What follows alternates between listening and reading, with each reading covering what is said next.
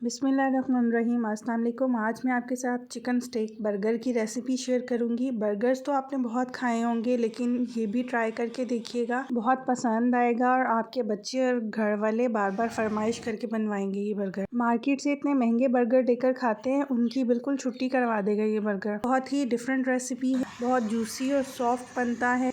सबसे पहले चिकन को मैरिनेट करेंगे। चिकन का चेस्ट पीस लिया है, उसको सेंटर से कट करके 2 पीसेस में कट कर लिया है। अब इसके मैरिनेशन रेडी करेंगे। 1/2 टीस्पून मस्टर्ड पेस्ट लेंगे। पेस्ट नहीं है तो आप पाउडर भी डाल सकते हैं इसमें।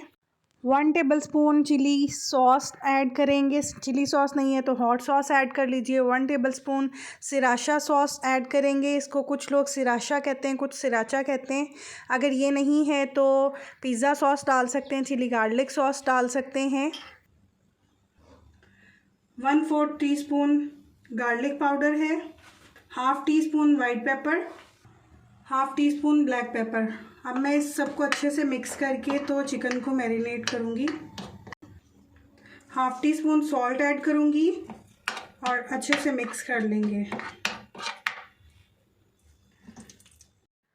ये जो चिकन चेस्ट पीस लिया है, अब इनको अच्छे से मैरिनेट कर लेंगे और स्पाइस अच्छे से लगाएंगे।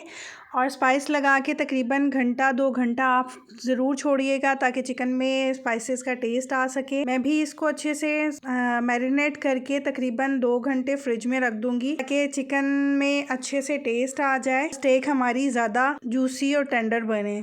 आप भी इस रेसिपी को ज़रूर ट्राई कीजिएगा, आपको बहुत पसंद आने वाली रेसिपी है ये। पैन में 2 टेबलस्पून ऑयल ऐड किया है मैंने। ये बहुत ही कम ऑयल में बनता है, आप ग्रिल पैन में भी बना सकते हैं। अब ऑयल को पैन में अच्छे से स्प्रेड कर लेंगे, ताकि पूरा पैन ऑयली हो जाए, ग्रीस हो जाए। 1 से 2 मिनट ऑयल को गरम करेंगे। जब ऑयल गरम हो जाएगा तो इसमें स्टेक्स डाल देंगे और स्टेक्स को 6 से 8 मिनट एक साइड से कुक करेंगे और 6 से 8 मिनट ही दूसरी साइड से कुक करेंगे। इसको ओवर कुक नहीं करेंगे, अगर ओवर कुक करेंगे तो हमारी स्टेक्स ड्राई हो जाएंगी। ये देखिए 6 से 8 मिनट हो चुके हैं, मैंने इनकी साइड चेंज कर दी है। अब दूसरी साइड से भी मैं तकरीबन 6 से 8 मिनट ही कुक करूँगी।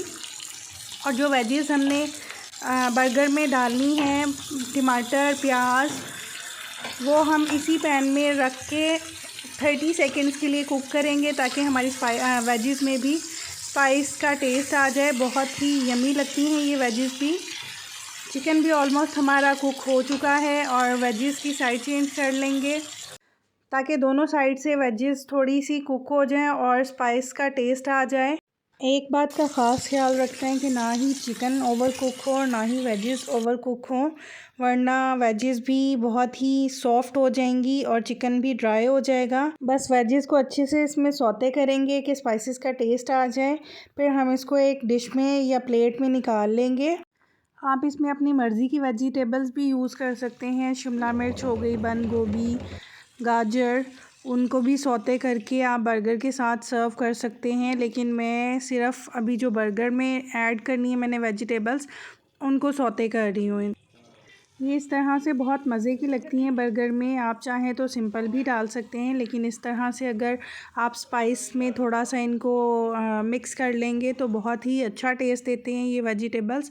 अब मैं बर्गर बन पे मायो और मस्टर्ड पेस्ट मिक्स करके लगाऊंगी। आप चाहें तो सिंगल मायोनीज़ भी लगा सकते हैं, लेकिन मस्टर्ड पेस्ट डालने से बहुत ही अच्छा टेस्ट हो जाता है। बर्गर बन के दूसरे पार्ट पर मैं चिली गार्लिक सॉस डालूंगी और हैलोपिनो सॉस डालूंगी। इन दोनों को मिक्स करके बहुत ही डिफरेंट टेस्ट आता है।